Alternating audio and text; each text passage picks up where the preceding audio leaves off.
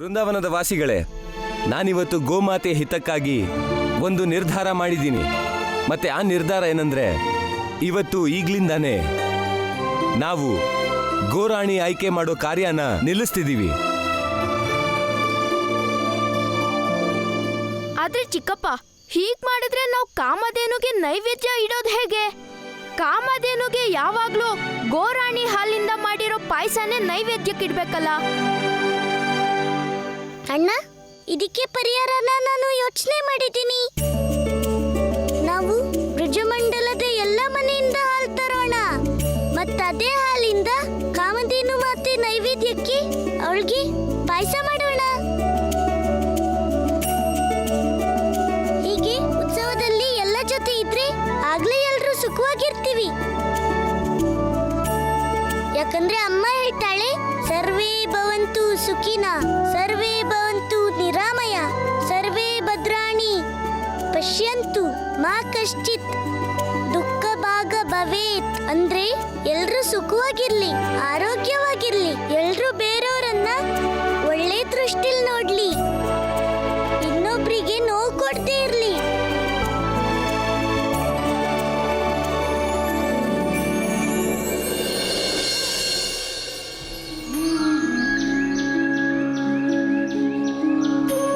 ಹೇ ಗೋವಿಂದ, ನನಗೆ ಈ ವಿಷಯ ತಿಳಿದಿದೆ. ಈ ಜಗತ್ನಲ್ಲಿ ಏನೇನೆಲ್ಲ ನಡೆಯುತ್ತೋ ಅದೆಲ್ಲ ನಿನ್ನಿಚ್ಛೆಯಿಂದಲೇ ಆಗುತ್ತೆ. ನಿನ್ನ ಘಟನೆಗಳನ್ನ ಎಷ್ಟು ಚೆನ್ನಾಗಿ ಪೋಣಿಸ್ತೀಯ ಅಂದರೆ ಕೊನೆಗೇನೇ ಆಗಿದ್ರೂ ಅದು ನಿನ್ನ ಹತ್ರ ಬಂದೇ ಪೂರ್ಣ ಆಗುತ್ತೆ. ಇದರರ್ಥ ಇಷ್ಟೇ, ನನ್ನ ಬದುಕಲ್ಲಿ ಏನಾಯ್ತೋ ಅದು ನಿನ್ನ ಕಾರಣದಿಂದಲ್ಲ. ಈ ಘಟನೆ ನನ್ನ ಜೀವನದ ದಿಕ್ಕನ್ನು ನಿರ್ಧಾರ ಮಾಡುತ್ತೆ. ನೀನೇ ನನಗೆ ದಾರಿ ತೋರಿಸು ಪ್ರಭು. ನಾನು ನನ್ನ ಅಪ್ಪ ಅಮ್ಮನ ಕೊನೆ ಆಸೆನ ಪೂರ್ತಿ ಮಾಡಬೇಕು ಗೋವಿಂದ. ನನ್ನ ಗುರಿ ಈ ಜಗತ್ತಲ್ಲೇ ಸರ್ವಶ್ರೇಷ್ಠ ಪುರೋಹಿತ ಆಗೋದು. ನಾನು ಅದನ್ನು ಆಗೇ ಆಗ್ತೀನಿ.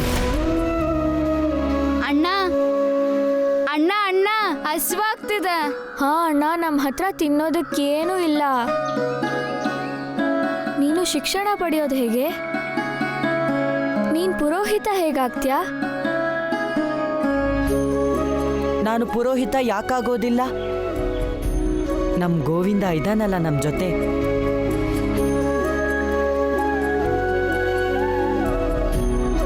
ಇನ್ನು ನನ್ನ ಗೋವಿಂದಾನೇ ನನಗೆ ದಾರಿ ತೋರಿಸ್ತಾನೆ.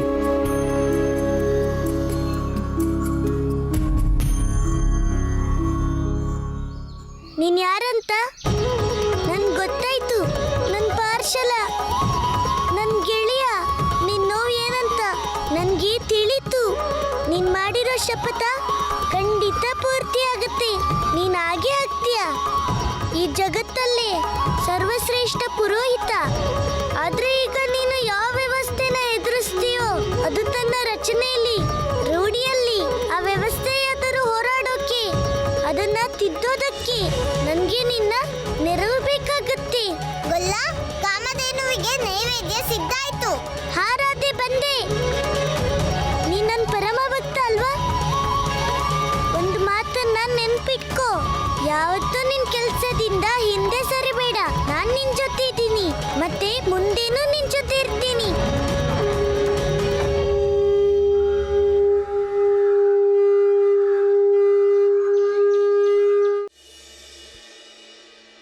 ಕಾಮಧೇನು ತಾಯಿ ಪ್ರಸಾದ ಅಂತೂ ತುಂಬಾ ರುಚಿ ಇರ್ಬೋದು, ಅಮೃತದ ಹಾಗೆ. ತಗೊಳ್ಳಿ ತಗೊಳ್ಳಿ, ಎಲ್ಲ ಪ್ರಸಾದ ತಿನ್ನಿ. ತಗೊಳ್ಳಿ ತಾಮ ಚಿಕ್ಕಪ್ಪ.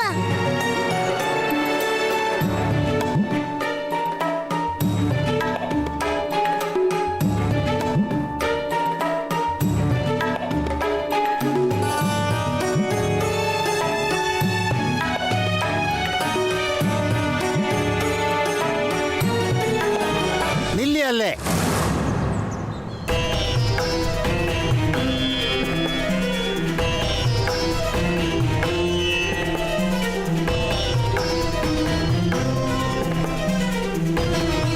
ಈ ಆಶ್ರಮದಲ್ಲಿ ಅಪವಿತ್ರ ಮನುಷ್ಯರ ಪ್ರವೇಶ ನಿಷೇಧ. ಮೂರ್ಖ ಬಾಲಕ, ನಿನಗೆ ಇಷ್ಟು ಗೊತ್ತಿಲ್ವಾ? ಇಲ್ಲಿ ಬ್ರಾಹ್ಮಣರನ್ನ ಬಿಟ್ಟು ಬೇರೆಯವರು ಪ್ರವೇಶ ಮಾಡೋ ಹಾಗಿಲ್ಲ. ಬ್ರಾಹ್ಮಣ ದೇವ, ನಾನು ಆಚಾರ್ಯರನ್ನು ನೋಡಬೇಕು. ಆಚಾರ್ಯರನ್ನು ನೋಡ್ಬೇಕಾ? ಸ್ವಲ್ಪ ದಿನಕ್ಕೆ ಮುಂಚೆ ಇಲ್ಲಿ ನಿನ್ನ ತಂದೆ ತಾಯಿಗೆ ಅವಮಾನ ಆಗಿತ್ತು. ನಿಮ್ಮನ್ನೆಲ್ಲ ಈ ಜಾಗದಿಂದ ಒದ್ದು ಹೊರಗಡೆ ಕಳಿಸಿದ್ದಾರೆ. ನಿಮ್ಮ ಜಾಗದಲ್ಲಿ ಏನಾದರೂ ಒಬ್ಬ ನಿಜವಾದ ಬ್ರಾಹ್ಮಣ ಇದ್ದಿದ್ರೆ ಈಗಲೇ ಹೋಗಿ ನೀರಲ್ಲಿ ಬಿದ್ದು ಸಾಯ್ತಿದ್ದ. ಆದ್ರೆ ನೀನ್ ಮಾತ್ರ ಮತ್ತೆ ಇಲ್ಲಿ ಬಂದಿದ್ಯಾ. ನಿನ್ಗೆ ಸ್ವಲ್ಪ ಆದ್ರೂ ಸ್ವಾಭಿಮಾನ ಇದ್ರೆ ಹೋಗು ಇಲ್ಲಿಂದ. ಬ್ರಾಹ್ಮಣ ದೇವ, ನನಗೆ ಆಚಾರ್ಯರ ಹತ್ರ ತುಂಬಾ ಮುಖ್ಯವಾದ ಕೆಲಸ ಇದೆ. ಅಂತ ಕೆಲಸ ಏನಿದ್ಯಪ್ಪ?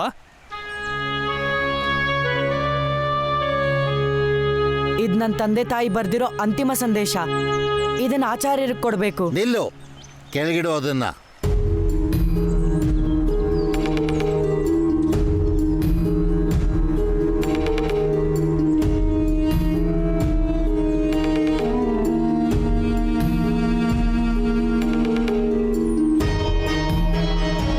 ಅಪವಿತ್ರಂ ಪವಿತ್ರೋ ವಾ ಸರ್ವಾವಸ್ಥಾಂ ಗತೋಪಿನ ಯಂ ಸ್ಮರೇತ್ ಪುಂಡರೀಕಾಕ್ಷಂ ನ ಬಾಹ್ಯಾಭ್ಯಂತರಃ ಶುಚಿ.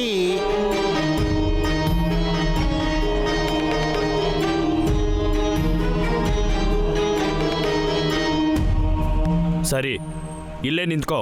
ಒಂದು ಹೆಜ್ಜೆ ಕೂಡ ಮುಂದೆ ಬರಬೇಡಿ. ಆ ದಿನ ನಿಮ್ ಕಾರಣದಿಂದ ಇಡೀ ಆಶ್ರಮನ ಶುದ್ಧ ಮಾಡಬೇಕಾಯ್ತು. ಬ್ರಾಹ್ಮಣ ದೇವ, ನೀವು ಹೇಳ್ದಾಗೆ ಆಗ್ಲಿ. ನೀವು ನಮಗೆ ಒಳಗೆ ಬರಬೇಡಿ ಅಂತ ಹೇಳಿದ್ಮೇಲೆ ನಾವು ಬರೋದಿಲ್ಲ. ನೋಡಿ, ನಾವು 2 ಹೆಜ್ಜೆ ಹಿಂದೆ ನಿಂತಿರ್ತೀವಿ.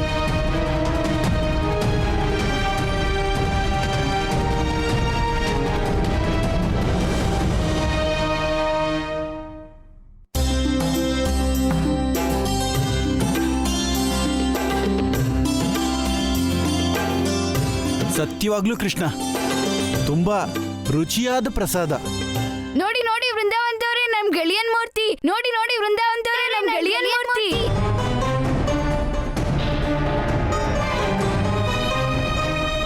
ಎಷ್ಟು ಸುಂದರವಾಗಿದೆ ನನ್ ಗೆಳೆಯನ್ ಮೂರ್ತಿ. ಇವರೆಲ್ಲ ಯಾವ ಮೂರ್ತಿ ವಿಷಯ ಮಾತಾಡ್ತಿದ್ದಾರೆ? ಇವ್ರಿಗೇನಾದ್ರು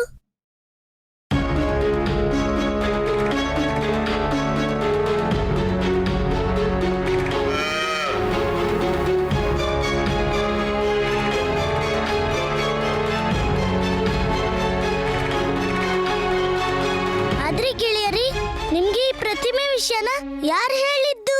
ಶಂಕರನೇ. ಶಂಕರನ? ಹಾ ಕೃಷ್ಣ, ಶಂಕರನೇ ಈ ಮೂರ್ತಿ ಹತ್ರ ಕರ್ಕೊಂಡೋದ. ಇಲ್ದಿದ್ರೆ ನಮ್ಗೆ ಈ ಮೂರ್ತಿ ಕಾಣ್ತಾನೆ ಇರ್ಲಿಲ್ಲ. ಎಂತ ದಿವ್ಯ ಪ್ರತಿಮೆ ಇದು! ನೀನ್ ನಿಜ ಹೇಳ್ದೆ ಶಂಕರ. ನೀನ್ ಇದೇನ್ ಮಾಡ್ದೆ? ಶಂಕರ, ನಿನ್ಗೆ ಯಾಕೆ ಅರ್ಥ ಆಗ್ತಿಲ್ಲ? ನಾನು ನನ್ನ ಸತ್ಯನ ಯಾರಿಗೂ ಹೇಳೋ ಹಾಗಿಲ್ಲ.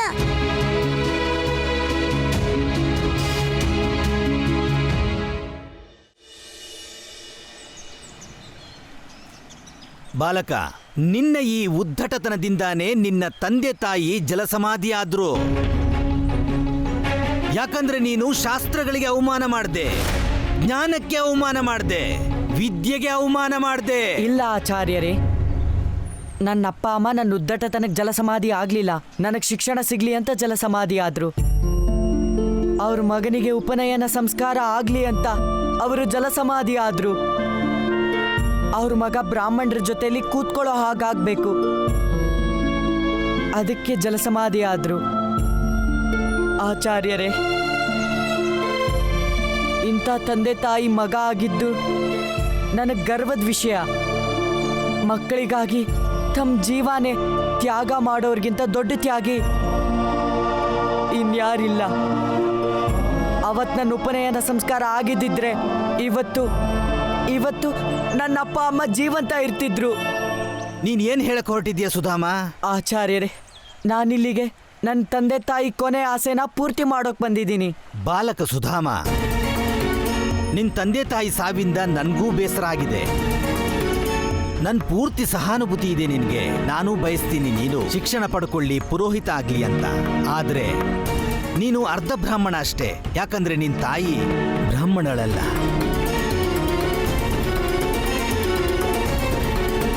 ಹಾಗಾಗಿ ನಾನು ನಿನ್ಗೆ ಶಿಕ್ಷಣ ಕೊಡೋಕ್ಕಾಗಲ್ಲ. ಆದ್ರೆ ನಿರಾಶನಾಗೋ ಅಗತ್ಯ ಏನಿಲ್ಲ. ನೀನೊಂದು ಕೆಲಸ ಮಾಡು. ನೀನಿಲ್ಲಿಂದ ಕಾಶಿಗೆ ಹೋಗು. ಅಲ್ಲಿರೋ ಬ್ರಾಹ್ಮಣ ಸಮಾಜ ನಿನ್ಗೇನಾದ್ರೂ ಉಪನಯನಕ್ಕೆ ಅನುಮತಿ ಕೊಟ್ರೆ ನೀನ್ ಪುರೋಹಿತ ಆಗೋದನ್ನ ಯಾರೂ ತಡೆಯಕ್ಕಾಗಲ್ಲ. ಸುಧಾಮ, ನಾನು ನಿನ್ಗೋಸ್ಕರ ಕೇವಲ ಇಷ್ಟೇ ಮಾಡೋಕ್ಕಾಗೋದು. ಪ್ರಣಾಮ ಆಚಾರ್ಯರೇ, ನೀವು ನನಗೆ ಮಾರ್ಗದರ್ಶನ ನೀಡಿದ್ರಿ. ನಾನು ನಿಮಗೆ ಜೀವನ ಪೂರ್ತಿ ಋಣಿಯಾಗಿರ್ತೀನಿ.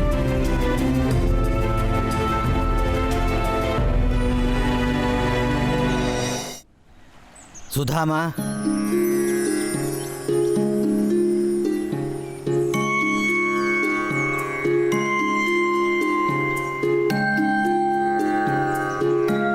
ಸ್ವಲ್ಪ ನಿನ್ ಭಗವಂತನ ದರ್ಶನನೂ ಮಾಡಿಸು.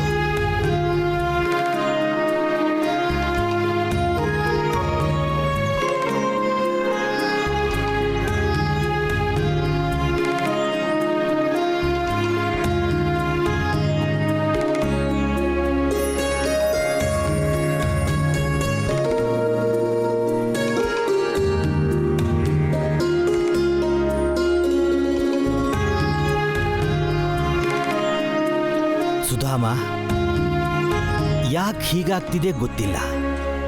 ನಿನ್ನ ಆಸ್ತೆ ಪವಿತ್ರ ಅನ್ನಿಸ್ತಿದೆ.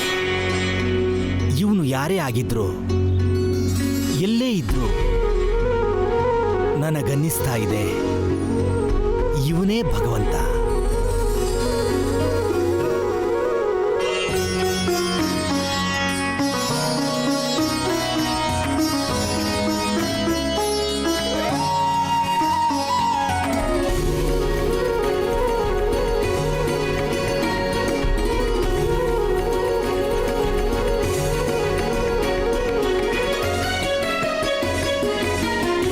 ಕೃಷ್ಣನ ಈ ಮೂರ್ತಿ ಆ ದೇವರ ಮೂರ್ತಿ ತರಾನೇ ಇದೆ. ಕೃಷ್ಣ, ಈ ಪ್ರತಿಮೆನ ನೀನೇ ಮಾಡಿದ್ಯಾ? ಇಲ್ಲ ದಾಮಚಿಕ್ಕಪ್ಪ, ನನಗೆ ಈ ಪ್ರತಿಮೆ ವಿಷಯದ ಬಗ್ಗೆ ಏನೂ ಗೊತ್ತಿಲ್ಲ. ಅಂದ್ರೆ ಈ ಮೂರ್ತಿ ತಾನಾಗಿ ಎದ್ದು ಬಂದಿರೋ ಹಾಗಿದೆ. ನಾವು ಮೊದಲಿಂದನೇ ಹೇಳ್ತಿದ್ವಿ, ಕೃಷ್ಣನೇ ನಮ್ಮ ರಕ್ಷಕ, ಕೃಷ್ಣನೇ ನಮ್ಮ ಭಗವಂತ. ಇವತ್ತು ನಿಶ್ಚಯ ಆಯ್ತು. ಬನ್ನಿ ಬನ್ನಿ ಬನ್ನಿ, ಎಲ್ಲ ನಮ್ಮ ಭಗವಂತನ ದರ್ಶನ ಮಾಡಿ. ಬನ್ನಿ ಬನ್ನಿ, ನಮ್ಮ ಭಗವಂತನಿಗೆ ಜಾಗ ಮಾಡ್ಕೊಡಿ. ಬನ್ನಿ. ಯಶೋಧ ಕಂದನಿಗೆ ಜಯವಾಗಲಿ, ನಂದಕಂದನಿಗೆ ಜಯವಾಗಲಿ, ಯಶೋಧ ಕಂದನಿಗೆ ಜಯವಾಗಲಿ, ನಂದಕಂದನಿಗೆ ಜಯವಾಗಲಿ, ಯಶೋಧ ಕಂದನಿಗೆ ಜಯವಾಗಲಿ, ನಂದಕಂದನಿಗೆ ಜಯವಾಗಲಿ, ಭಗವಂತನ ಪ್ರತಿಮೆ ಅಲ್ಲ, ಯಶೋಧ ಕಂದನಿಗೆ ಜಯವಾಗಲಿ, ಅರ್ಥ ಮಾಡ್ಕೊಳ್ಳಿ ದಾಮಚಿಕ್ಕಪ್ಪ, ಅರ್ಥ ಮಾಡ್ಕೊಳ್ಳಿ. ಯಶೋಧ ಕಂದನಿಗೆ ಜಯವಾಗಲಿ, ನಂದಕಂದನಿಗೆ ಜಯವಾಗಲಿ, ಯಶೋಧ ಕಂದನಿಗೆ ಜಯವಾಗಲಿ, ನಂದಕಂದನಿಗೆ ಜಯವಾಗಲಿ, ಯಶೋಧ ಕಂದನಿಗೆ ಜಯವಾಗಲಿ. ನಂದಕಂದನಿಗೆ ಜಯವಾಗಲಿ. ಕೃಷ್ಣ, ಇದೇ ಬೇಕಾಗಿತ್ತಲ್ವಾ ನಿನ್ಗೆ? ಎಲ್ರೂ ನಿನ್ನ ದೇವ್ರು ಅಂದ್ಕೊಳ್ಳೋದು, ನೀನ್ ಪೂಜೆ ಮಾಡ್ಲಿ ಅಂತ. ನೋಡು, ನಿನ್ ಬಯಕೆಗಳೆಲ್ಲ ಈಡೇರ್ತಲ್ವಾ? ಆಗ್ಬಿಟ್ಟಿಯಲ್ಲ ನೀನು ದೇವ್ರು. ಅಣ್ಣ, ಅದ್ಯಾಕೆ ನಾನು ಭಗವಂತ ಆಗೋ ಆಸೆ ಬಯಸ್ತೀನಿ? ಮತ್ತಿದೆಲ್ಲ ಏನು? ಈ ಜನ ಸುಮ್ನೆ ನಿನ್ಗೆ ಜೈಕಾರ ಹಾಕ್ತಿದಾರಾ? ಅಣ್ಣ, ನೀನ್ ಅರ್ಥನೇ ಮಾಡ್ಕೊಳ್ತಿಲ್ಲ. ಹೌದಾ? ಸರಿ ಹೇಳು, ನನ್ಗೆ ಅರ್ಥ ಆಗದೆ ಇರೋದನ್ನ ನೀನೇ ಅರ್ಥ ಮಾಡಿಸು. ಅದೇ ನಾನು ಭಗವಂತ ಅಲ್ಲ ಅಂತ. ಅದು ನನಗೂ ಗೊತ್ತಿದೆ ಕೃಷ್ಣ, ಆದ್ರೆ ಇದ್ದಕ್ಕಿದ್ದ ಹಾಗೆ ನಿನ್ ಮೂರ್ತಿ ಎದ್ದು ಬಂದಿದ್ಯಲ್ಲ, ಯಾಕೆ? ಇದ್ರಿಂದ ಏನ್ ತೋರ್ಸೋಕ್ ಹೊರಟಿದ್ಯಾ ನೀನು? ಅಣ್ಣ, ನೀನಂತೂ ನಾನು ಹೇಳಿದ್ನಲ್ಲ ನಾನೇನು ಮಾಡಿಲ್ಲ ಅಂತ. ಹಾಗಾದ್ರೆ ಸರಿ ಕೃಷ್ಣ, ಇನ್ನು ನಾನು ಏನು ಮಾಡಲ್ಲ. ನೀನು ಇವ್ರ ದೇವ್ರಲ್ವಾ? ಈಗ ನೀನೇ ಇವ್ರನ್ನ ಕಾಪಾಡ್ಬೇಕು. ಯಾವ ಅಪಾಯನೇ ಬರ್ಲಿ, ರಾಕ್ಷಸನೇ ಬರ್ಲಿ, ಇವತ್ತಿನಿಂದ ನಾನು ನನ್ನ ಗದೆನ ಎತ್ತೋಕ್ಕೂ ಹೋಗಲ್ಲ. ಅಣ್ಣ, ನನ್ ಮಾತು ಕೇಳಣ್ಣ. ಅಣ್ಣ, ನಾರಾಯಣ ನಾರಾಯಣ, ಇದು ಹೇಗೆ ತಾನೇ ಸಾಧ್ಯ ಮಾತೆ? ನನ್ನ ಪ್ರಭುವೇ ಸುಧಾಮನಿಗೆ ಈ ವರದಾನ ನೀಡಿದ್ದರು, ಅವರ ಪ್ರತಿಮೆಯನ್ನು ಅವನೇ ಸ್ಥಾಪಿಸಬೇಕೆಂದು. ಆದರೆ ಈ ಬೃಂದಾವನವಾಸಿಗಳು ಅವರ ಪ್ರತಿಮೆಯನ್ನು ಹೇಗೆ ಸ್ಥಾಪಿಸಲು ಸಾಧ್ಯ? ದೇವರ್ಷಿ, ಇದು ಸುಧಾಮನೇ ನಿರ್ಮಿಸಿದ ಪ್ರತಿಮೆ. ನಿಮಗೂ ತಿಳಿದಿದೆ, ಈ ಜಗತ್ತಿನಲ್ಲಿ ನಡೆಯುವ ಯಾವುದೇ ಘಟನೆಯ ಪ್ರಭಾವ ಇಡೀ ಬ್ರಹ್ಮಾಂಡದ ಮೇಲಾಗುತ್ತದೆ. ಇದು ಸುಧಾಮನ ಭಕ್ತಿಯದೇ ಪ್ರಭಾವ. ವೃಂದಾವನ ವಾಸಿಗಳಲ್ಲೂ ಕೃಷ್ಣನ ಪ್ರತಿಮೆಯ ಕಡೆಗೆ ಭಕ್ತಿಭಾವ ಉತ್ಪನ್ನವಾಗಿದೆ. ಮಾತೆ, ಇದೆಲ್ಲ ಸಮಯಕ್ಕೂ ಮೊದಲೇ ನಡೆಯುತ್ತಿಲ್ಲವೇ? ಒಮ್ಮೆ ಕೃಷ್ಣ ಭಗವಂತನ ರೂಪದಲ್ಲಿ ಈಗಲೇ ಸ್ಥಾಪಿತನಾದರೆ ಅವನೆಲ್ಲ ಲೀಲೆಗಳು ಸಮಾಪ್ತವಾಗುತ್ತವೆ. ಈಗಿನ್ನು ಅವನ ಬಾಲಲೀಲೆಗಳೇ ನಡೆಯುತ್ತಿವೆಯಲ್ಲ ಮಾತೆ. ಆ ನಂತರ ಪ್ರೇಮದ ರೂಪದ ಲೀಲೆ, ಯೋಧನ ರೂಪದ ಲೀಲೆ, ಕುಟಿಲ ನೀತಿಜ್ಞನ ರೂಪದ ಲೀಲೆ ಇವೆಲ್ಲ ಉಳಿದಿವೆಯಲ್ಲ ಮಾತೆ. ಆ ಲೀಲೆಗಳು ಹೇಗೆ ನಡೆಯಲಿವೆ ಮಾತೆ? ದೇವರ್ಷಿ, ನಿಮ್ಮ ಮಾತು ಸತ್ಯ. ಆದರೆ ಭಕ್ತರ ಭಕ್ತಿಯನ್ನು ತಡೆಯಲು ಸಾಧ್ಯವಿಲ್ಲ. ಭಕ್ತರ ಭಕ್ತಿಯಲ್ಲಿ ಭಗವಂತನೂ ಬಂಧಿಯಾಗುತ್ತಾನೆ. ಮತ್ತು ನಿಮ್ಮ ಪ್ರಶ್ನೆಗಳ ಉತ್ತರವನ್ನು ಪ್ರಭುವಿನ ಭಕ್ತರೇ ನೀಡಬೇಕು ದೇವರ್ಷಿ. ಸತ್ಯವಚನ ಮಾತೆ, ಸತ್ಯವಚನ. ನಾರಾಯಣ ನಾರಾಯಣ.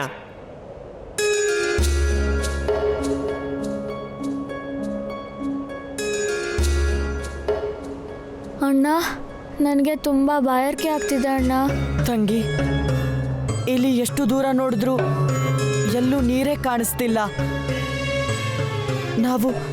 ನಾವು ಆದಷ್ಟು ಬೇಗ ನದಿ ಹತ್ರ ಹೋದ ಕೂಡಲೇ ನಾನು ಎಲ್ರಿಗಿಂತ ಮೊದಲು ನಿನಗೆ ನೀರು ಕುಡಿಸ್ತೀನಿ. ಆದರೆ ಇಲ್ಲಿ ದೂರದವರೆಗೂ ಎಲ್ಲೂ ನೀರಿಲ್ಲ. ತುಂಬ ಬಾಯಾರಿಕೆ ಆಗ್ತಿದೆ.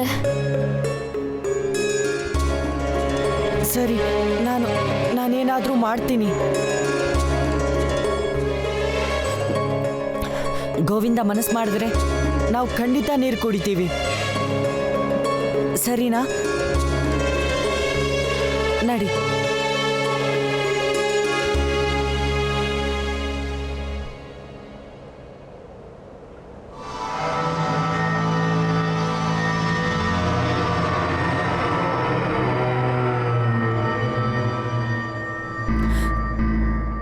ನೀರು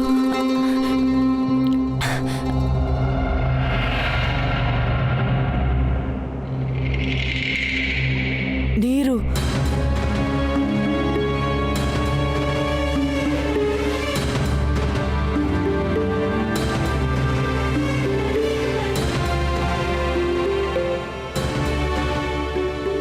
ಅಣ್ಣ, ಏನಾಯ್ತು? ನೀನ್ ಗೋವಿಂದ ಬಯಸಲ್ವಾ ನಮಗ್ ನೀರ್ ಸಿಗೋದನ್ನ?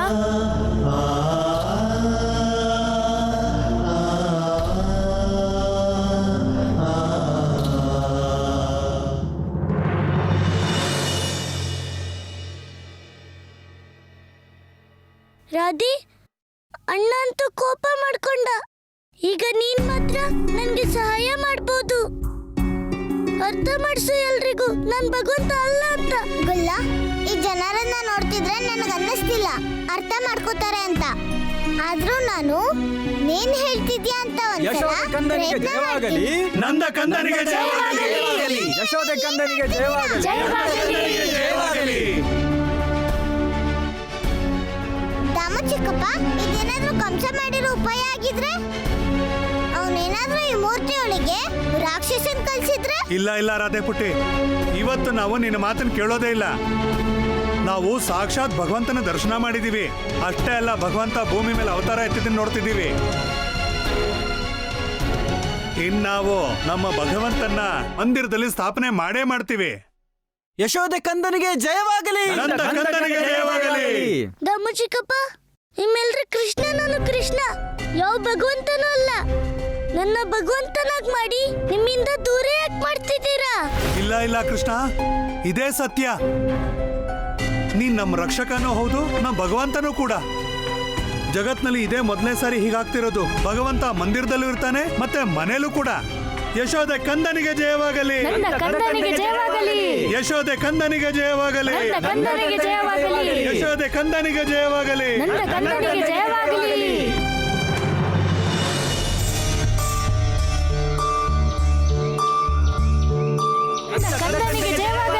ಯಶೋದೆ ಕಂದನಿಗೆ ಜಯವಾಗಲಿ. ಒಮ್ಮೊಮ್ಮೆ ಹೆಚ್ಚು ಭಕ್ತಿ ಭಗವಂತನ ಸಂಕಷ್ಟಕ್ಕೆ ಕಾರಣ ಆಗ್ಬಿಡತ್ತೆ.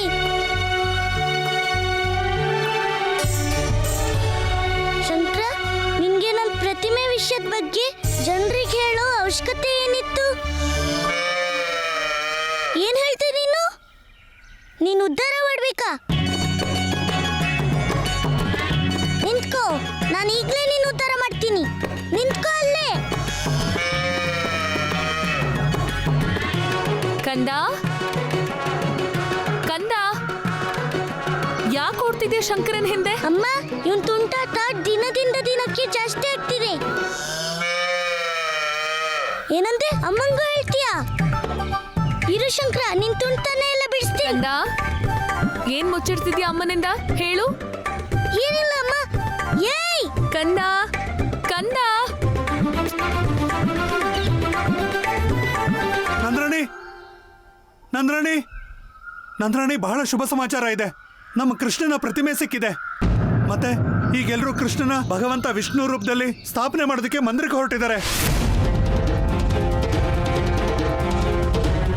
ಏನ್ ಹೇಳ್ತಿದ್ದೀರಾ ದಾಮೋದರಣ್ಣ? ಕೃಷ್ಣ ಭಗವಂತನ? ಈ ಜನರಿಗೇನು ಅರ್ಥನೇ ಆಗಲ್ಲ. ಅದೇ ನಂದ್ರಾಣಿ, ಎಲ್ಲರೂ ತಿಳ್ಕೊಳ್ಳೋದ್ರಲ್ಲಿ ತಡ ಮಾಡಿದ್ರು. ಹೌದು, ತಡ ಆಯ್ತು. ಇಲ್ಲ ಇಲ್ಲ ದಾಮೋದರಣ್ಣ, ಇದು ಶುಭ ಸಮಾಚಾರ ಅಲ್ಲ, ಇದು ಸಂಕಟದ ಸಮಾಚಾರ. ಸಂತಾನ ಆದ್ರೆ ಹೇಗೆ ಸಂಕಟ? ಜನರು ನನ್ನ ಕಂದನ ವಿಷ್ಣು ರೂಪದಲ್ಲಿ ಮಂದಿರದಲ್ಲಿ ಏನಾದರೂ ಸ್ಥಾಪಿಸಿದ್ರೆ ಕಂಸನ್ ಶತ್ರುತ್ವ ನನ್ನ ಕಂದನ ಮೇಲೆ ಇನ್ನೂ ಜಾಸ್ತಿ ಆಗುತ್ತೆ. ನಾನು ಈ ಅನರ್ಥನ ತಡೀಲೇಬೇಕು. ನಂದರಾಜ, ನಂದರಾಜ!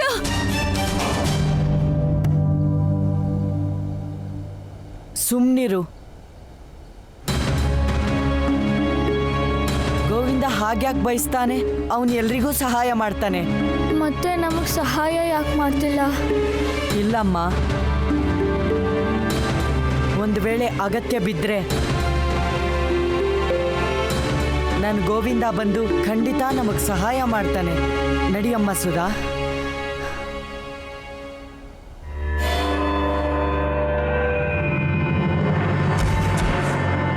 ಸುಧಾ, ಸುಧಾ, ಸುಧಾ, ಏನಾಗ್ತಿದೆ ನಿನಗೆ? ನೀರಿಲ್ದೆ ಆಗ್ತಿಲ್ಲ ನನಗೆ. ಸರಿ ಸರಿ, ನಾನೇನಾದ್ರೂ ಮಾಡ್ತೀನಿ, ನೀನಿಲ್ಲೇ ವಿಶ್ರಾಂತಿ ತಗೋ. ನಾನು ನೀರು ಹುಡ್ಕೊಂಡು ಬರ್ತೀನಿ. ಭಾನು, ನೀನ್ ಸುಧಾನ ನೋಡ್ಕೊಳ್ತಿರು, ಆಯ್ತಾ? ಅಣ್ಣ,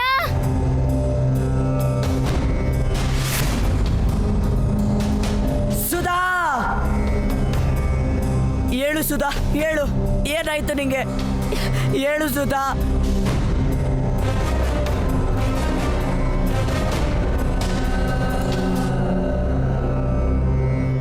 ಅಮ್ಮ, ನಿನ್ಗೆ ಹೇಗೆ ನನ್ ಭಗವಂತ ಆಗೋ ಚಿಂತೆ ಆಗ್ತಿದ್ಯೋ, ನನಗೂ ಹಾಗೆ ಚಿಂತೆ ಆಗ್ತಿದೆ. ಯಾಕಂದ್ರೆ ನಾನು ಭಗವಂತ ಆಗ್ಬೇಕಾಗಿಲ್ಲ ಅಮ್ಮ, ಕೇವಲ ನಿನ್ ಕಂದ ಕೃಷ್ಣ ಆಗಿರೋದಕ್ಕೆ ಬಯಸ್ತೀನಿ. ಭಗವಂತ ಕೃಷ್ಣನಿಗೆ ಜೈ. ಪರಮಾವತಾರಿ ಶ್ರೀ ಕೃಷ್ಣನಿಗೆ ಜೈ.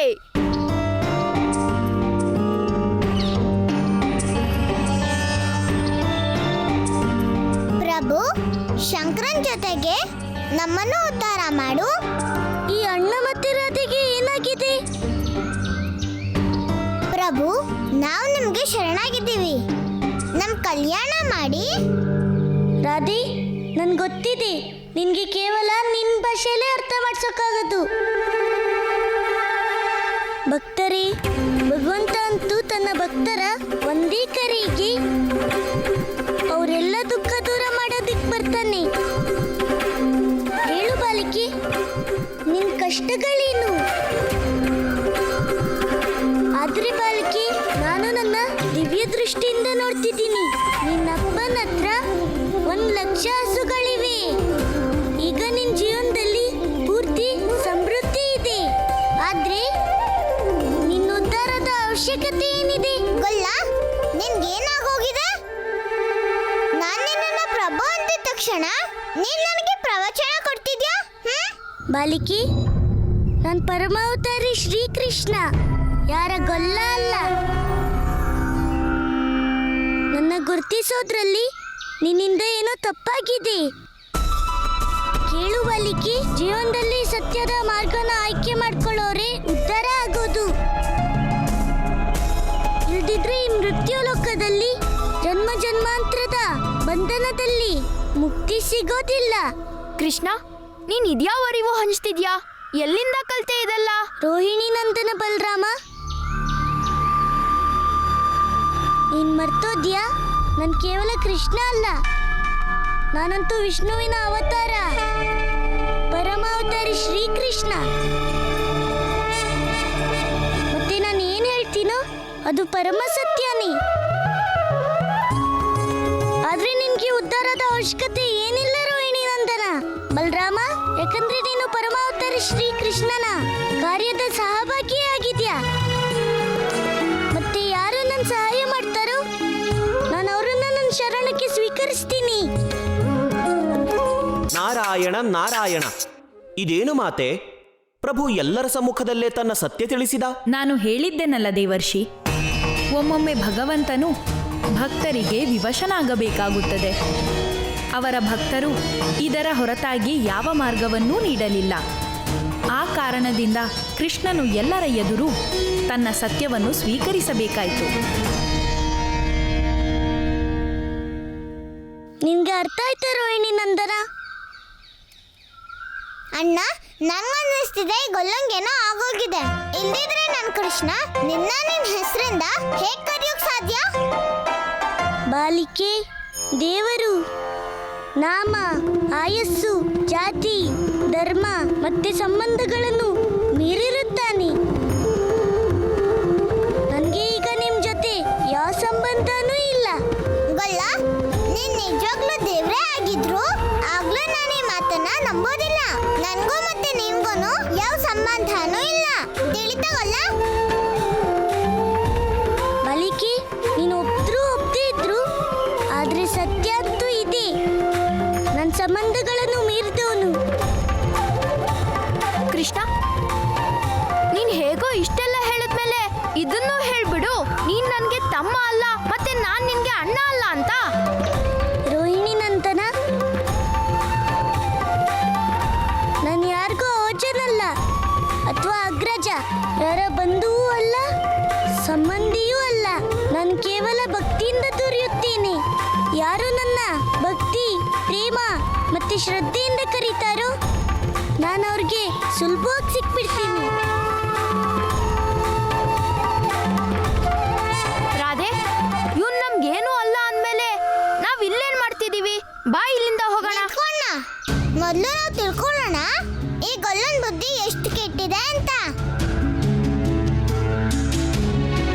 ಸರಿ, ನೀನೆಲ್ಲ ಕಾರ್ಯಕ್ಕೂ ಯಾವ್ದಾದ್ರು ಒಂದು ಉದ್ದೇಶ ಇದ್ದೇ ಇರುತ್ತೆ. ಅದ್ರಿಂದ ಏನಾದ್ರೂ ನಿಯತಿ ಇದ್ದೇ ಇರುತ್ತೆ. ಇದೇ ಅಲ್ವಾ ಗೊಲ್ಲ? ಸತ್ಯ ಹೇಳ್ದೆ ಬಾಲಿಕಿ.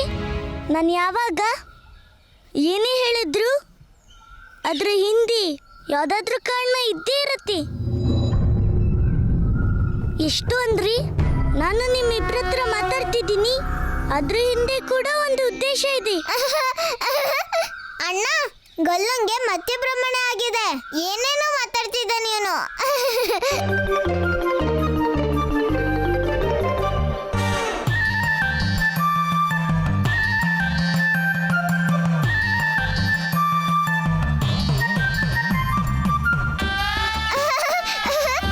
ಅಣ್ಣ, ನೀವ್ ಈ ಮಡ್ಕೆನ ನೋಡ್ತಿದ್ದೀರ ತಾನೆ? ಈ ಗೊಲ್ಲ ಈ ರೀತಿ ಹೇಳ್ಬೋದೇನೋ, ಈ ಮಡ್ಕೆಗೂ ಏನೋ ಉದ್ದೇಶ ಇದೆ. ಏನ್ ಗೊಲ್ಲ? ಹಾ ಬಾಲಿಕಿ, ಒಮ್ಮೆ ನಾನು ಈ ಮಡ್ಕೆಯಲ್ಲಿರೋ ನೀರನ್ನು ಭೂಮಿ ಮೇಲೆ ಹಾಕಿದರೆ ಅದರ ಹಿಂದೆ ಕೂಡ ಒಂದು ಉದ್ದೇಶ ಇದ್ದೇ ಇರತ್ತೆ. ಏಳು ಸುಧಾ. ಹೇ ಗೋವಿಂದ, ಇಲ್ಲಿ ಎಷ್ಟು ದೂರ ನೋಡಿದ್ರು ಒಂದು ಹನಿನೂ ನೀರಿಲ್ಲ. ನಾನು ಹೇಗೆ ನೀರು ತರಲಿ? ನಾನು ಎಲ್ಲಿಂದ ನೀರು ತರಲಿ? ನೀನೇ ನನ್ನ ಗೆಳೆಯ, ನೀನೇ ನನ್ನ ಸಹಾಯಕ. ನನ್ನ ತಂಗಿನ ಕಾಪಾಡು ಗೋವಿಂದ, ನಮಗೆ ಸಹಾಯ ಮಾಡು ಪ್ರಭು. ನನ್ನ ತಂಗಿ ಜೀವದ ರಕ್ಷಣೆ ಮಾಡು.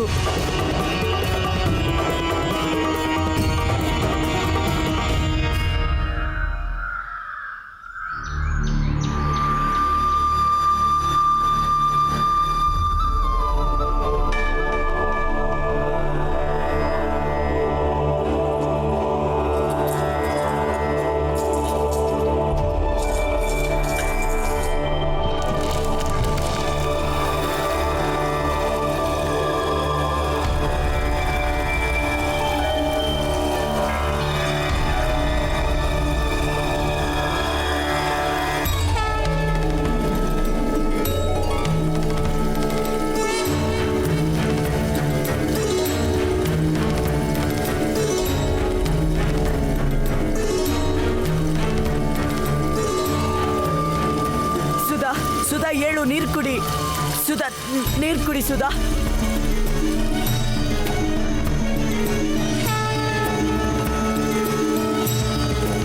ಇದು ಭಕ್ತಿ ಜಲ. ಗೋವಿಂದ ನಮ್ಮ ಮೇಲೆ ಕೃಪೆ ತೋರಿಸಿದ್ದಾನೆ. ಕುಡಿ ಸುಧಾ, ಕುಡಿ. ಬೇಕಾದಷ್ಟು ನೀರು ಕುಡಿ.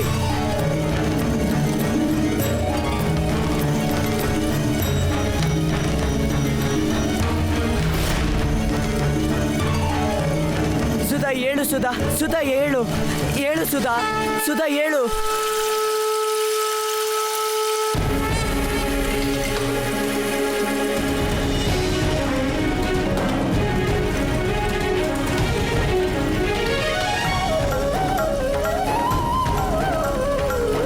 ತಮ್ಮ, ನೀನು ಕುಡಿ.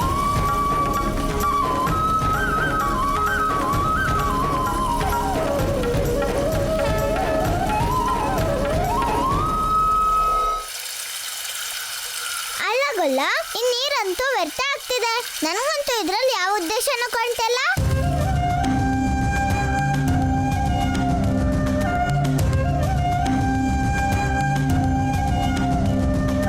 ಬಾಲಿಕೆ, ಇದು ಅವಶ್ಯ ಏನಿಲ್ಲ. ನಾನೇನ್ ನೋಡ್ತಿದ್ದೀನೋ ಅದನ್ನ ನೀನ್ ನೋಡ್ಬೇಕಾಗಿಲ್ಲ.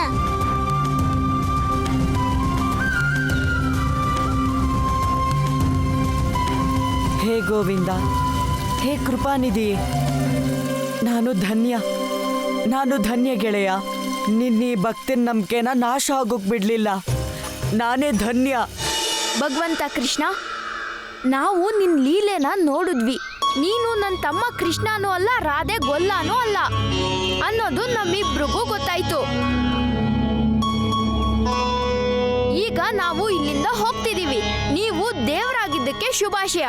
ಬಾ ರಾಧೆ, ಹೋಗೋಣ. ಅಣ್ಣ, ಅಣ್ಣ, ನಾನು ನಿನ್ ಕೃಷ್ಣ ಮಾತ್ರ, ಬೇರೆ ಯಾರೂ ಅಲ್ಲ. ನನಗೆ ಭಗವಂತ ಆಗೋದು ಬೇಡ ಅಣ್ಣ. ನನ್ನ ಭಗವಂತ ಆಗೋದ್ರಿಂದ ಕಾಪಾಡು ಅಣ್ಣ, ನನ್ನ ಕಾಪಾಡು. ಆದ್ರೆ ಈಗಷ್ಟೇ ನೀನು ನಾನು ನಿಮ್ಗೆ ಅದನ್ನೇ ಅರ್ಥ ಮಾಡ್ಸಕ್ ಪ್ರಯತ್ನ ಮಾಡ್ತಿದ್ದೆ. ಒಮ್ಮೆ ನಾನು ಭಗವಂತ ಆಗ್ಬಿಟ್ರೆ ನಿಮ್ಮನ್ನೆಲ್ಲ ಬಿಟ್ಟು ಹೋಗ್ಬೇಕಾಗುತ್ತೆ, ನಿಮ್ಮೆಲ್ಲರಿಂದ ದೂರ ಆಗ್ಬೇಕಾಗುತ್ತೆ. ಆದ್ರೆ ನನ್ಗೆ ನಿಮ್ಮೆಲ್ಲರಿಂದ ದೂರ ಆಗೋದು ಬೇಡ ಅಣ್ಣ, ನಿಮ್ಮಿಂದ ದೂರ ಆಗೋದು ಬೇಡ. ನಾನು ನಿನ್ಗೆ ತಮ್ಮ, ರಾಧೆಗೆ ಗೊಲ್ಲ, ಮತ್ತೆ ಅಮ್ಮನ್ಗೆ ಕಂದ ಆಗಿರ್ಬೇಕಂತಾನೆ ಬಯಸ್ತೀನಿ ಅಣ್ಣ. ಭಗವಂತ ಆಗಿ ಅಲ್ಲ ಅಣ್ಣ. ಯೋಚಿಸೋಣ, ನಾನು ಭಗವಂತ ಆದ್ರೆ ನಿನ್ಗೆ ಎಷ್ಟು ಕಷ್ಟ ಆಗ್ತಿದೆ, ಮತ್ತೆ ನನ್ಗೆ ಎಷ್ಟು ಕಷ್ಟ ಆಗ್ತಾ ಇರ್ಬೋದು ಅಣ್ಣ. ಅದಕ್ಕೆ ನಾನು ನಿನ್ನ ಬೇಡ್ಕೊಳ್ತಿದ್ದೀನಿ ಅಣ್ಣ. ಈ ಅನರ್ಥ ಆಗೋದ್ರಕ್ಕಿಂತ ಮುಂಚೆ ತಡಿಬೇಕಣ್ಣ, ತಡಿಬೇಕು. ನನ್ಗೆ ಭಗವಂತ ಆಗೋದು ಬೇಡ ಅಣ್ಣ, ನನ್ಗೆ ಭಗವಂತ ಆಗೋದು ಬೇಡ. ನನಗೆ ಅರ್ಥ ಆಯ್ತು ಕೃಷ್ಣ, ನಿನ್ನ ನೋವು ನನಗೆ ತಿಳಿತು. ನೀನೇನು ಯೋಚನೆ ಮಾಡಬೇಡ. ನೀನ್ ನನ್ನ ತಮ್ಮ ಆಗಿದ್ಯಾ, ಹಾಗೇ ಇರ್ತೀಯ. ನೀನ್ ದೇವ್ರೇ ಆದ್ರೂ ಕೂಡ ನಿನ್ನ ಯಾರು ನನ್ನಿಂದ ದೂರ ಮಾಡಕ್ಕಾಗಲ್ಲ ಕೃಷ್ಣ.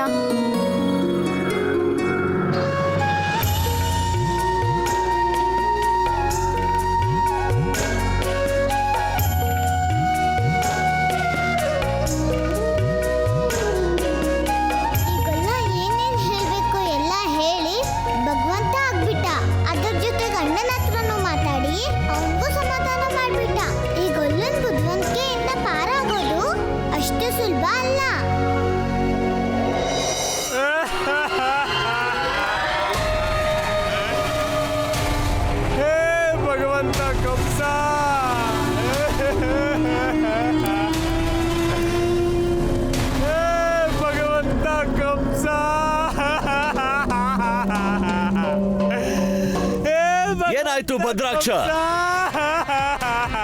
ಏಕೆ ಹೀಗೆ ಅಳುತ್ತಿರುವೆ? ಎಲ್ಲವೂ ಸಮಾಪ್ತವಾದಂತೆ. ಅಳುವುದನ್ನು ನಿಲ್ಲಿಸು. ಸರಿ, ಈಗ ಹೇಳು, ಏಕೆ ಇಷ್ಟೊಂದು ಕೂಗುತ್ತಿರುವೆ? ಅಂತದ್ದೇನಾಯ್ತು? ಕೆಲಸ ಬೆಣ್ಣೆ ಹಾಕಿ ಕರ್ಗೋಯ್ತು ಭಗವಂತ, ಎಲ್ಲ ಹಾಳಾಗೋಯ್ತು. ಅಯ್ಯೋ, ಆ ಬೃಂದಾವನದಲ್ಲಿ ನಿಮ್ಮ ಮಂದಿರ ಮೊದಲು ಆಗ್ಬೇಕಾಗಿತ್ತು, ಆದ್ರೆ ನಿಮ್ ಶತ್ರುಗೆ ಮಂದಿರ ಮಾಡ್ತಿದಾರಲ್ಲ. ನಾನು ಅಳೋದ್ ಬಿಟ್ಟು ಏನ್ ಮಾಡ್ಲಿ ಭಗವಂತ? ಎಲ್ಲ ನಾಶ ಆಯ್ತು. ಯಾರ ಮಂದಿರವಾಗಿದೆ? ಅಯ್ಯೋ, ಆ ಮುರಳಿ ಮನೋಹರ ಕೊಳಲು ಹಿಡಿಯೋ ಹುಡುಗ ಕೃಷ್ಣನಿಗೆ. ಮತ್ತೆ ಇವತ್ತು ಬೃಂದಾವನದಲ್ಲಿ ಎಷ್ಟೋ ಪ್ರತಿಮೆ ಸ್ಥಾಪನೆ ಆಗ್ತಿದೆ. ನಾನಿಲ್ಲಿ ಅಳದೆ ಏನ್ ಮಾಡಿ ಮಾಡ್ಲಿ ಭಗವಂತ. ಇದನ್ನೇ ಬಯಸುತ್ತಾನೆ ಆ ವಿಷ್ಣು. ಜನರು ಅವನ ಅಂಶವನ್ನು ಪರಮಾವತಾರಿ ಎನ್ನಬೇಕು, ಮನೆ ಮನೆಯಲ್ಲೂ ಅವನನ್ನು ಪೂಜಿಸಬೇಕು, ಭ್ರಮಾಜಾಲದಲ್ಲಿ ಸಿಕ್ಕಿ ಮಂದಿರಗಳಲ್ಲಿ ಅವನ ಪ್ರತಿಮೆಗಳನ್ನು ಸ್ಥಾಪಿಸಬೇಕು. ನನ್ಗೂ ಆಸೆ ಇತ್ತು ಭಗವಂತ, ಪ್ರತಿಯೊಂದು ಮಂದಿರದಲ್ಲೂ ನಿಮ್ ಪ್ರತಿಮೆ ಸ್ಥಾಪನೆ ಆಗ್ಬೇಕು ಅಂತ. ಆದ್ರೆ ಭಗವಂತ, ಆ ಮುರಳಿ ಮನೋಹರ ಎಲ್ಲಾ ಕೆಲಸ ಮಾಡ್ದ ಅಂದ್ರೆ ಈಗ ನಿಮ್ ಈ ಒಂದು ಪ್ರತಿಮೆನೆ ನೋಡಿ ಸಂತೋಷ ಪಡ್ಬೇಕಾಗುತ್ತೆ.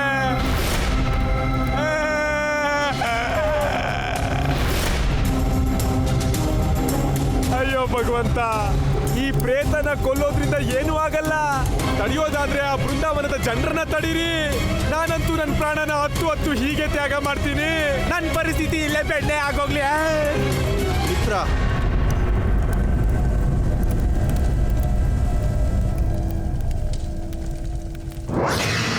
ಇದನ್ನು ತಗೋ, ನಿನ್ನ ಹೊಸ ಅನುಷ್ಠಾನದ ಸಾಮಗ್ರಿ.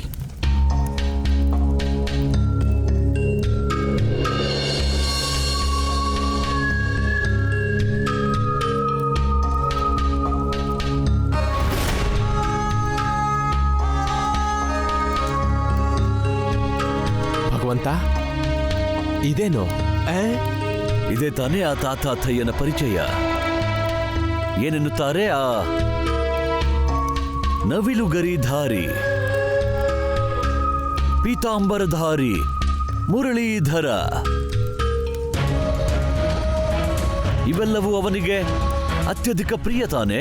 ಇವೆಲ್ಲವನ್ನು ಧರಿಸಿಕೊಂಡು ಅವನು ಜನರಲ್ಲಿ ಭ್ರಮೆ ಹರಡಿದ್ದಾನೆ. ಅವನು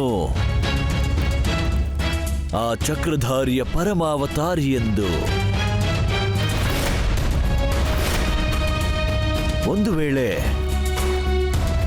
ನಾನು ಅವನಿಂದ ಅವನ ಪರಿಚಯವನ್ನೇ ಕಸಿದರೆ ಆಗ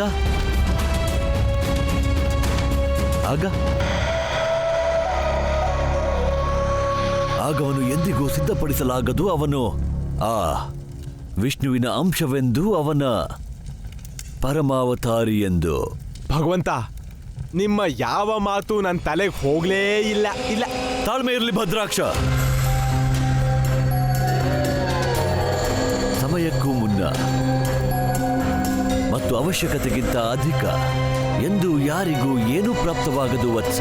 ವಾರೆ ವಾ ಭಗವಂತ, ನೀವಂತೂ ಪೂರ್ತಿ ಆ ವಿಷ್ಣುವಿನ ಭಾಷೆಯಲ್ಲಿ ಹೇಳಿದ್ರಿ. ಈ ಚಮತ್ಕಾರ ಹೇಗಾಯ್ತು? ಶತ್ರುವಿಗೆ ಒಮ್ಮೊಮ್ಮೆ ಅವನದೇ ಭಾಷೆಯಲ್ಲಿ ಹೇಳಬೇಕಾಗುತ್ತದೆ ಭದ್ರಾಕ್ಷ.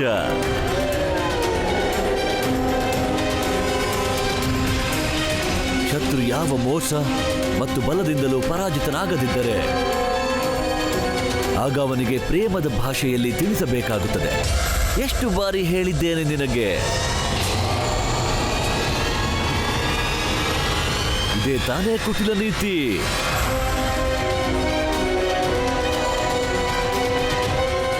ಈಗ ನಾನು ಅವನದೇ ಅಸ್ತ್ರದಿಂದ ಆ ಗೋವಿಂದನ ಕಂಸನಾಮ ಸತ್ಯ ಮಾಡುತ್ತೇನೆ. ಏನು ಹಾಡುತ್ತಾರೆ ಎಲ್ಲರೂ? ಜೈ ಜೈ ಗೋವಿಂದ, ಜೈ ಜೈ ಗೋಪಾಲ.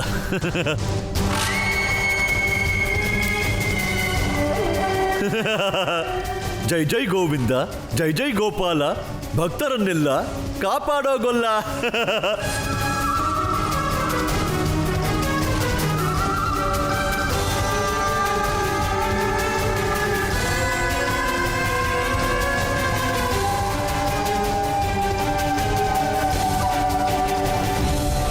ನನ್ನ ಮಗನ ವಿರುದ್ಧ ಇದ್ಯಾವುದೋ ಷಡ್ಯಂತ್ರನೇ. ಮತ್ ನಾನು ಈ ರೀತಿ ಆಗೋದಕ್ಕೆ ಬಿಡೋದಿಲ್ಲ. ಇದನ್ನೆಲ್ಲ ನಿಲ್ಸೋ.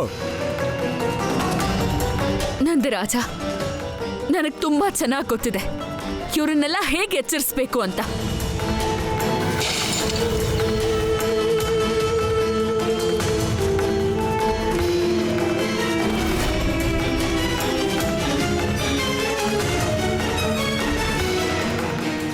ನಂದ್ರಾಣಿ, ನೀವಿಷ್ಟು ಕೋಪ ಯಾಕೆ ಮಾಡ್ತಿದ್ದೀರಿ?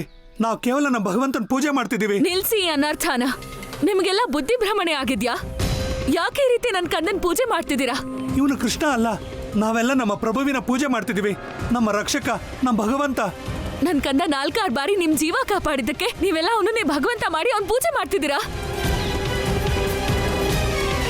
ಚಿಕ್ಕಪ್ಪ, ಎಷ್ಟೊಂದ್ ಸಾರಿ ಅಣ್ಣನೂ ನಿಮ್ಮನ್ನೆಲ್ಲ ಕಾಪಾಡಿದಾನೆ, ನಿಮ್ಮನ್ನ ರಾಕ್ಷಸರಿಂದ ಕಾಪಾಡಿದಾನೆ. ನಿಮ್ಗೆ ಯಾರನ್ನಾದ್ರೂ ದೇವ್ರು ಮಾಡ್ಲೇಬೇಕಂದ್ರೆ ನಮ್ಮ ಅಣ್ಣನೂ ದೇವ್ರು ಆಗ್ಬೋದಲ್ವಾ? ಆದ್ರೆ ಯಾರನ್ನಾದ್ರೂ ಭಗವಂತ ಮಾಡೋ ಅಗತ್ಯ ಏನಿದೆ? ನಾನ್ ಹೇಳ್ತಿರೋದು ನಾವೆಲ್ಲರೂ ಮನುಷ್ಯರೇ ಆಗಿ ಪರಸ್ಪರ ರಕ್ಷಣೆ ಮಾಡೋಕ್ಕಾಗಲ್ವಾ? ಒಬ್ಬ ಮನುಷ್ಯ ಇನ್ನೊಬ್ಬ ಮನುಷ್ಯನ ಜೀವ ಕಾಪಾಡೋದಿಲ್ವಾ? ಖಂಡಿತ ಕಾಪಾಡ್ತಾರೆ. ಆದ್ರೆ ಮನುಷ್ಯನ ಪ್ರತಿಮೆ ಭೂಮಿ ಮೇಲೆ ಅವತರಿಸೋದಿಲ್ಲ.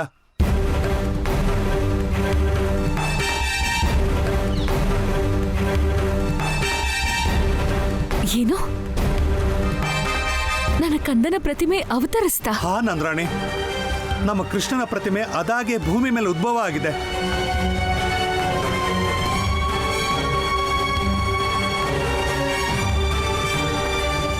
ಯಾರು ಮನುಷ್ಯರೇ ಅವನ ಪ್ರತಿಮೆ ಮಾಡಿರ್ಬೇಕು.